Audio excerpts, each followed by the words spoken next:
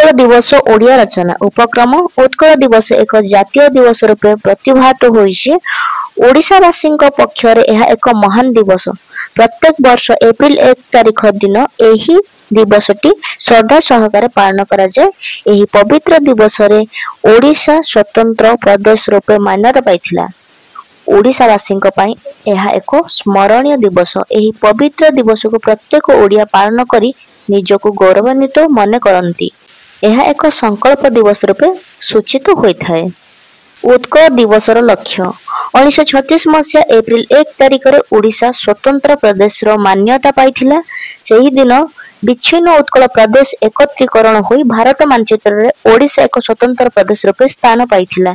एणु एही दिवसटी आम जाति और राज्य पई गर्व गौरवर दिवस अटे। ओडिशा स्वतंत्र प्रदेश गठनर कर्णधार हेउछंती उत्कलमणि गोपबंधु, मधुसूदन, राधानाथ, गंगाधर और कृष्णचंद्र देव प्रमुख मनीषीगण। सेही जुगजन्म महापुरुष गणक प्रचेष्टा रे उत्कल भूमि ओडिशा स्वतंत्र प्रदेश गठनर सौभाग्य लाभ करथिला।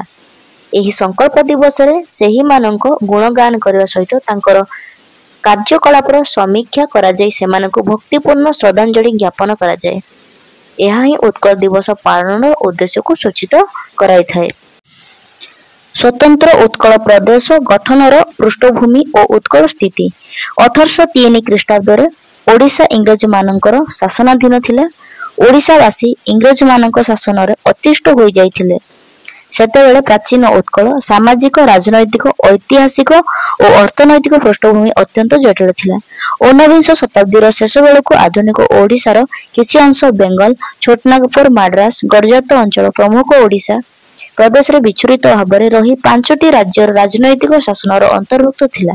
तत्कालीन ओडिशार कला, साहित्य, संस्कृति, ऐतिह्य, भास्कर्य, स्थापत्य और वाणिज्य उन्नतिर चरम सीमा रे पहुंची थिला।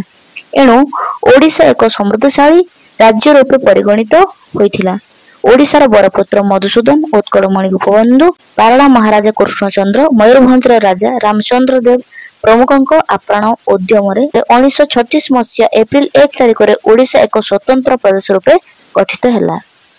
उत्कल दिवस पालन प्रत्येक वर्ष एप्रिल पहला दिन ओडिशा रे उत्कल दिवस महासमारोह रे पालन करा जाए। यह ओडिशा तथा ओडिया जाति पई गर्व गौरवर दिवस। एपरिक उत्कल बाहर बसवास करुवा ओडिया माने आनंद सहकारे एही उत्सव को श्रद्धारे पालन करती। सेही दिन ओडिशा सरकार छुट्टी दिवस रूपे घोषणा करिथांती। सरकारी और बेसरकारी स्तर रे विभिन्न स्थान रे सांस्कृतिक कार्यक्रम मान अनुष्ठित होइथाय। विभिन्न शिक्षानुष्ठान मानकरे पिला मानक मेल रे ड्राइंग, वक्तृता, संगीत, प्रबंध लिखन प्रतियोगिता मान अनुष्ठित होई कृति पिला मानक पुरस्कार वितरण करा जाय। सदर महकुमा मानकरे रात्रि रे सरकारी और बेसरकारी संस्थार रंग बेरंगर आलोकमाला रे सज्जित होइथाय। विभिन्न स्थान रे आतशबाजी फुटी परिवेश को आनंद मुखर कराई थाए। फल गगन पवन मुखरित हुए। सरकारଙ୍କ तरफ विभिन्न स्थान रे पाला, दासकाठिया नृत्य आदि अनुष्ठित होई साधारण जनता मनोरंजन कराई थाए।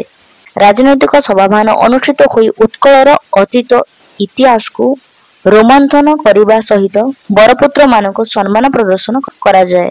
उपसंहार पवित्र उत्कल दिवस रे छात्र नेता, युवा नेता और राष्ट्र नेता माने देश गठन करने निमंते संकल्पबद्ध हुअंती। ओडिया भाषा साहित्य उन्नति निमंते सरकार विविध योजना प्रस्तुत करती। ए परिप्रेक्षी राजनैतिक नेता माने निज स्वार्थ को श्रद्धांजलि दे राज्यर उन्नति पथरे अग्रसर हेबा विधेय। ताहा द्वारा ओडिशा स्वतंत्र प्रदेश गठनर स्वप्न साकार हेबो बोली आशा करा जाए। एथिपई समस्तଙ୍କ प्रचेष्टा अव्याहत रहिबा उचित।